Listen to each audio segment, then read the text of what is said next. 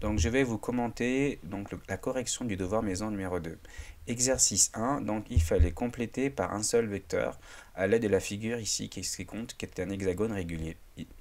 Alors premier petit a, il fallait donc simplifier. Ici vous deviez reconnaître la relation de Schall. Donc vous aviez que vecteur DE plus vecteur EO, ben, ça fait le vecteur DO. Donc on pouvait simplifier par le vecteur, par le point E. C'est la relation de Schall. Ensuite, pour le suivant, ici vous avez, donc si je prends, si je crie, donc là vous avez le vecteur BC, puis le vecteur AF. Et comme les flèches ne sont pas les unes après les autres, je vais prendre un vecteur égal au vecteur AF. Je vais prendre le vecteur CD ici. Hop là, c'est pas très droit. Et du coup, j'ai vecteur BC plus vecteur CD, qui est pareil que le vecteur AF. Et du coup, j'obtiens le vecteur, donc je pars du point B, et j'arrive au point D, donc c'est le vecteur BD que vous voyez ici. Ensuite, pour le dernier, vecteur AB plus vecteur FO plus vecteur DE. Donc là, c'est pareil, on va faire la même chose. On va donc mettre les flèches les unes après les autres. D'accord? Donc ici, vous avez le vecteur AB, ici, voilà. Après, j'ai le vecteur FE, il est ici, le vecteur FE. Mais je vais prendre un vecteur qui est égal. Je vais plutôt prendre BC, comme j'ai écrit ici, là. Ici, j'ai écrit le vecteur BC. Après, je dois faire le vecteur DE. DE, c'est ce vecteur-là, qui vous voyez. Mais je vais prendre un vecteur qui lui est égal et qui commence par le point C. Donc, je vais prendre CO. Donc, mon point de départ, c'était A après CO. Ben donc, c'est le vecteur AO. Et en fait, ce qu'on fait, c'est qu'on utilise la relation de Schall à chaque fois. Puisque là, vous avez je finis mon déplacement en B, je commence en B. Après, je finis mon déplacement en C, je commence par C. Donc, au final, ça revient donc de commencer par A et de finir en O. Ensuite, question suivante. Ici, il faut utiliser la relation de Schall pour donc simplifier les sommes de vecteurs ici. Donc là, il y avait un petit piège puisque ici, il y avait effectivement le point A. Ici, vous voyez, il y a le point A ici, là.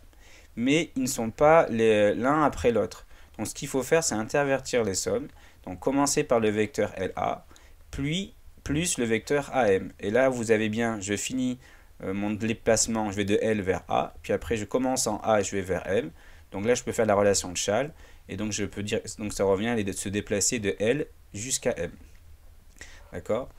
Là, ici, dans le petit b, il y avait un moins qu'il faut transformer en plus. Vous voyez que je mets un plus, mais vous changez le moins par un plus à condition d'intervertir les lettres. Là, vous avez moins vecteur ST, ça devient plus vecteur TS. On a interverti donc la position des deux lettres. Et ensuite, on se rend compte qu'on peut appliquer la relation de Schall sur toute la somme, puisque je finis mon déplacement en T, je commence après mon déplacement en T, donc ça se simplifie si vous voulez. Je finis mon déplacement en S, et ensuite je commence mon déplacement en S. Donc au final, je pars de R pour arriver en U, donc ça fait le vecteur RU. Ensuite, pour la dernière somme à simplifier, pareil, ici on peut réorganiser le calcul puisque c'est une addition, donc je peux réorganiser mes déplacements. Là, ici, par exemple, je vais de I vers K et je vais prendre un vecteur plutôt là, celui-ci. Donc je vais plutôt commencer en I, aller en K. À partir de K, je vais aller en R, d'accord. Après, je vais prendre celui qui commence par R. Après, de R, je vais à M. Et ensuite, de M, je vais aller à S. Donc avec la relation de Schall, finalement, ça revient de partir du point I et arriver au point S. Donc j'ai le vecteur IS. Question 3 d'exercice 1. Ici, vous aviez donc à trouver donc le réel à mettre donc, devant le vecteur AB à chaque fois. Donc déjà, il faut remarquer une chose, c'est que entre le vecteur A, le point A et le point B, il y a 1, 2, 3, 4, 5, il y a 6 carreaux. D'accord? Donc ça, c'est important, c'est la première chose que vous devez remarquer. Ensuite, le vecteur AL. Vous voyez que le vecteur AL, entre A et L, il y a, donc déjà, ça va dans le même sens que le vecteur AB, ça va vers la droite. Et que entre A et L, il y a 1, 2, 3, 4, 5, 6, 7 carreaux. Donc en fait, par rapport au vecteur AB, il y a un carreau supplémentaire. Et ce carreau supplémentaire, finalement, ça représente 1/6 du vecteur AB. Donc ce carreau-là, c'est 1/6 du vecteur AB. Ou de la longueur AB. Donc au final, là, on doit ajouter plus un sixième. Donc, au final, on a donc 7 carreaux sur les 6 qui comportent AB. Donc, ça fait 7 sixièmes ici. Ensuite, pour AM, AM, on voit que c'est 1, 2, 3. Il y a 4 carreaux entre A et M dans le même sens que le vecteur AB. Donc, on est au 4 sixièmes, donc sur les 4 carreaux sur les 6, le vecteur AB, qu'on peut simplifier par 2. Ça fait aussi 2 tiers de vecteur AB. Donc, les deux réponses là que vous voyez sont acceptables et sont correctes. Ensuite, le vecteur AN, on voit que le vecteur AN n'a pas dans le même sens que le vecteur AB. Donc, le vecteur AN va plutôt à gauche et le vecteur AB va plutôt à droite. Et on remarque qu'entre A et N, il y a 3 carreaux, alors qu'entre A et B, il y a 6 carreaux. Donc, en fait, c'est donc AN, c'est 1/2, donc la moitié du vecteur AB, mais dans le sens opposé, d'où le moins qui est là. Ensuite, si on regarde l'exercice 2, donc ici, il faut démontrer à l'aide des vecteurs. Donc on va montrer que des vecteurs sont égaux. Donc attention ici, il n'est pas question de dire que les côtés sont parallèles et de même longueur, puisqu'il faudra le justifier. C'est justifiable, mais c'est long. Alors que ici, on va plutôt utiliser donc, des propriétés qu'on a vues dans le cours sur le parallélogramme. Tout simplement, comme d'après l'énoncé, comme vous avez un parallélogramme, le parallélogramme ABCD, donc automatiquement vous avez des vecteurs égaux associés aux côtés opposés. Donc le vecteur AD est égal au vecteur BC puisqu'on a un parallélogramme. Donc ça c'est une des propriétés qu'on a vues dans le cours. Et pareil, on a un deuxième parallélogramme, donc automatiquement on a des vecteurs égaux qui sont associés aux côtés opposés du parallélogramme. Donc ici, donc le BCEF est un parallélogramme, donc le vecteur BC est égal au vecteur FE. Et maintenant, pareil, pour montrer qu'on a un parallélogramme, il nous suffit donc de montrer qu'on a une paire de vecteurs égaux. Puisque quand on a des vecteurs égaux, forcément on a des côtés opposés de même longueur et parallèles. Et donc ce qui va justifier que c'est un parallélogramme.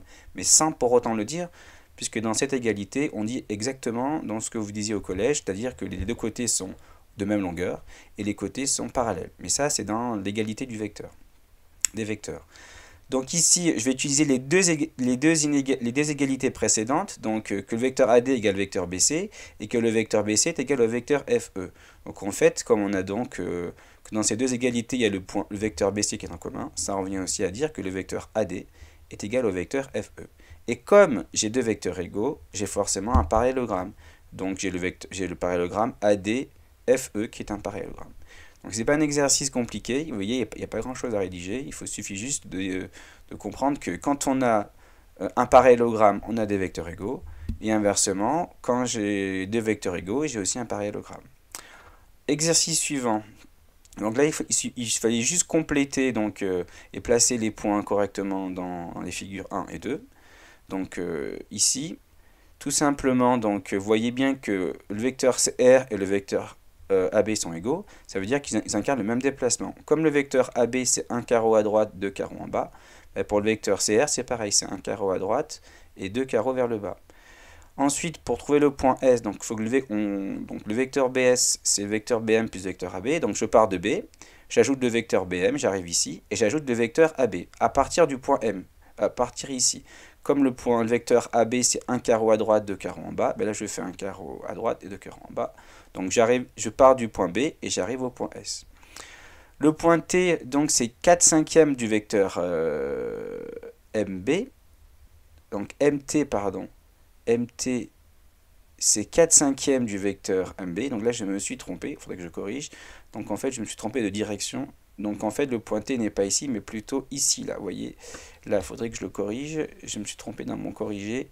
Donc le point T n'est pas du tout là.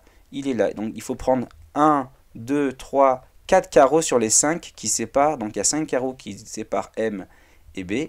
Donc ici, vous avez le vecteur, vous avez le point T. Vous avez bien donc les 4 carreaux sur les 5 qui séparent le point M du point B. Donc la première erreur. Ensuite, il faut placer le point U tel que MB. Ah là, je me suis encore trompé, j'ai mal lu l'expression. Donc MB, le vecteur MB va plutôt à droite, donc MU va plutôt aller à gauche. Et c'est donc moins 1/5, donc il faut prendre un carreau, puisque un carreau, c'est 1/5 du vecteur MB. Donc là, ce sera plutôt ici le vecteur U. Voilà, voilà, c'est la correction. Ensuite, Pour la figure numéro 2, vous placez donc tous les points. Le vecteur AB ici, le vecteur AB, c'est donc le vecteur U que j'ai mis en rouge là, plus le vecteur V donc, que j'ai mis ici. Et donc j'arrive au point B.